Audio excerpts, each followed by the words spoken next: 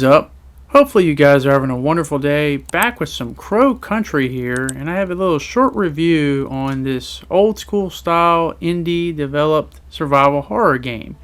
Now if you are a fan of old school survival horror games, then this may be the title for you, as I highly do recommend playing this if you like that old PS1 survival horror feel. But without further ado, let's get into it. Basically you play as the role of Mara Force. You're basically investigating the disappearance of the owner of this CrowCountry, as well as what caused the whole thing to shut down in the first place. And what you get is a very fascinating, interesting, but fun survival horror old school adventure. So without further ado, let's get into this. So basically, one of the things that a lot of people have said that this game is kind of like a fusion, as if you had old school Resident Evil and Final Fantasy. I definitely see it there. But I do think it has its own unique identity as well. But basically, you go from a bird's point of view where you can turn the camera back and forth, and you go through your typical things. You pick up items and weapons and ammunition, as well as items you need to get from one place to the other, like keys. You scavenge for materials. And one of the cool things I like about this game is I like a lot of the areas. A lot of the areas definitely give a cool sense of, there's differences. There's, your dark areas, your forbidden areas, areas that kind of give you a little sense of fun, amusement. But being in an amusement park, you definitely have a lot of interesting environments to travel in. But what's cool about this game that I like a lot is the environments change over time. So you might go into one area and it might be just, normal. But then you might go into an area and there might be a lot of enemies. But then you might go back there again and there might be enemies and traps. Or even the weather can change. So over time, the areas change. And I like these changes a lot because you always got to keep you on your toes. And you have ways to defend yourself. And once again, it's more of those things where you don't have to necessarily shoot everything on sight. You obviously want to preserve your ammunition. But there are some things you might want to shoot because you got to be careful because some things might get in your way and make it harder on you. So, as I said, I usually struggle more with the traps more than the enemies because a lot of times I couldn't see them half the time before it was too late when I'm running all about. But I like the fact that the environment is always changing. It's always having different things, different elements to it. So that always gives a feeling of you got to be on your toes no matter where you are in the game. And I like a lot of the shadowing, the darkness, as you a lot of times might hear the enemies, but sometimes you don't see them till you're right up there, so you definitely got to be careful. And as I said, the traps might be all over the place, so you definitely don't want to necessarily be running full speed. But I like a lot of things. The things that got me more worried was the end of the game where you had it completely dark. You had these things basically sniping you from a distance that you couldn't see, but you saw the white thing coming after you, and it was just like, damn, like, the hell is that? But once again, whether you want to fight or run, it's up to you. And I do enjoy the combat. Obviously, you can aim the cursor to help you aim at an enemy's particular head to help you take them down a little bit more easily.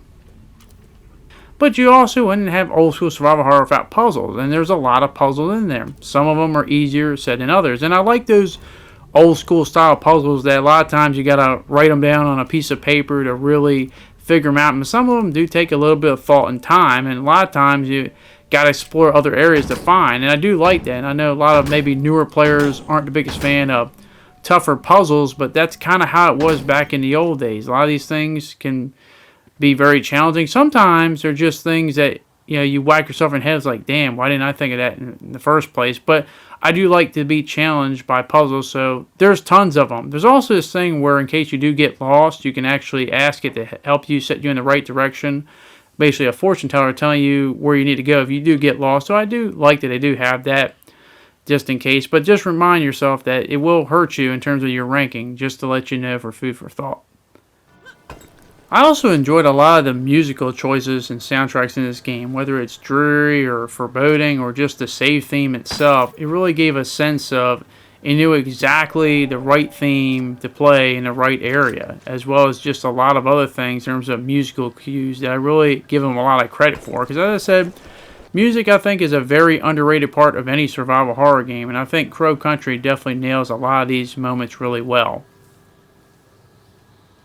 You also have that old style, if you're familiar with the old school Resident Evil, in terms of you have maps and it'll show you what rooms you've been in, what rooms you haven't been in, what rooms are locked until you get certain thing. They even have a cool thing. If you find this map, you can actually find secrets that can help you get certain items that may range from a variety of things, whether they might be more ammunition for special weapons like the Magnum, or maybe upgrades to your weapons. And this map, which you do have to find the passcode and lock in the first place, definitely lets you know where they are and definitely does help out. But it's cool to have these extra things that make you want to explore things more, because once again, exploration and trying to go in every room and get all the secrets is half the fun of a lot of old school survival horror games. So I'm really happy that they kept that spirit in check. So overall, I'm really impressed with how they did CrowCountry.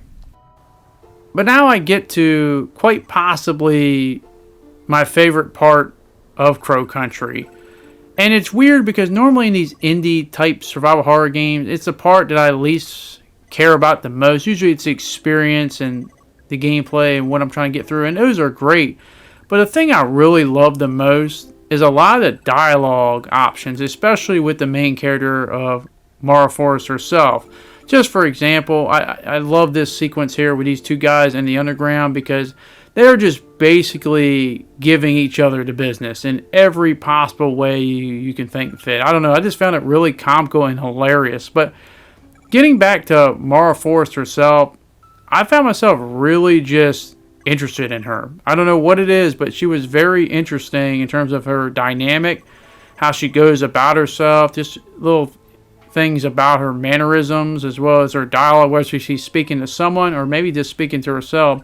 There's just something about her that really makes me one day hope that they bring this character to life, that they really like find ways to get this character voiced or brought through like animation or like in a show, or maybe redoing a game or something like that, where the character just come to life in a way. Because I feel like this character, she feels like somebody that understands they are in a survival horror game and they're going to make the most out of a bad situation as possible. I like the fact that they usually kick a lot of things, even make notice to, hey, I solve a lot of things through violence and kicking things. I don't know what it is, but I just found that really comical and really interesting for a fact. And I just feel like there should be more adventures of this character in the future. I just like all the weird things where she'll blow off the head of some animatronic and then apologize for it later on. Or even moments where I like where she'll basically be spying on somebody and be talking to herself saying, oh, this is kind of cool, and then be telling herself, maybe I shouldn't be doing this for too long.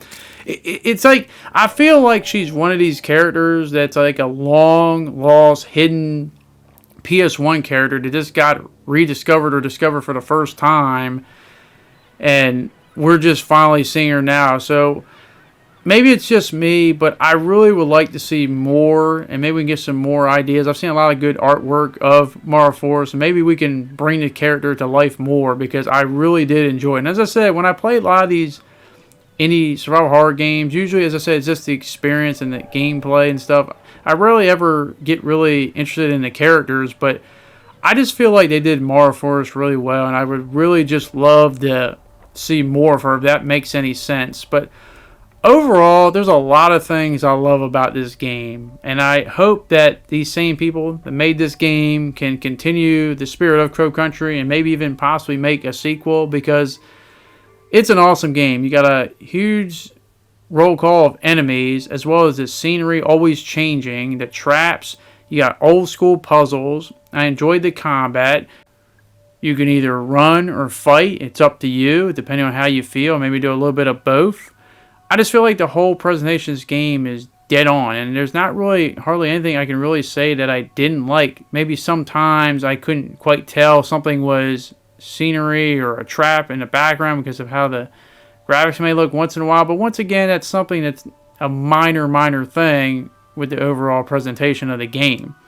I really enjoyed a lot of it, and I really hope that the old school survival horror games are here to stay and keep on surviving, because I feel like any developers are the way to go for those old school survival horror games. I hope we do get more bigger budget old school survival horror games. See, I do feel like they can be successful, but the best way to go for them personally is definitely the indie developers with games like Tormented Soul, Signalis, and now CrowCountry, this is definitely where I would look for if you're looking for that old school experience. So I highly, highly recommend CrowCountry. It's a very fun game. Doesn't take itself too serious. Has a lot of fun, cheesy moments that you would find from that old school PS1 era.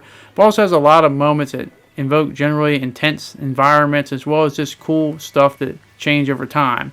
So yes, I recommend playing CrowCountry.